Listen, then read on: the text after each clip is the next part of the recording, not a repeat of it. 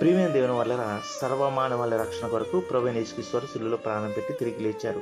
ఆయన రక్షణ సువార్తను బూదిగంతల వరకు తీసుకెళ్లిన శిష్యులు కూడా హతసాక్షులుగా మారి ప్రభునందు మృతి పొంది ధన్యులుగా ఈ జీవగ్రంథంలో రాయబడ్డారు. ఈ లోకానికి క్రైస్తవుడి యొక్క మరణం అపహాస్యం కావచ్చు, లేకపోతే వెర్రితనం కావచ్చు, కానీ దేవుని దృష్టిలో మాత్రం అది గొప్ప ధన్యత. దేవుడు క్రైస్తవులకు ఇచ్చిన గొప్ప ధన్యత అది.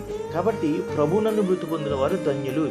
ఈ మధ్యన మన ఆత్మీయ సహోదరులు ప్రవీణ్ పగడాల గారు మరణించారు, మృతి పొందారు. ఆయన ఈ లోకానికి మృతి పొందాడు, కానీ మన దృష్టిలో మాత్రం నిద్రించుట. ఆయన మరణించినా కానీ తన యొక్క బోధల ద్వారా, తన జీవితం ద్వారా ఎక్కడో మనతో మాట్లాడుతున్నాడు. ఆయన మృతి నుండి విశ్వాసం ద్వారా మనతో మాట్లాడుతున్నాడు. కాబట్టి ఆయన ధన్యుడు. ఆయన యొక్క చూపిన మార్గం మనకి ఒక మాదిరి. మనం కూడా అనేక మంది ప్రవీణ్ పగడాలుగా మారి సువార్త ప్రకటించాలి. ఆమె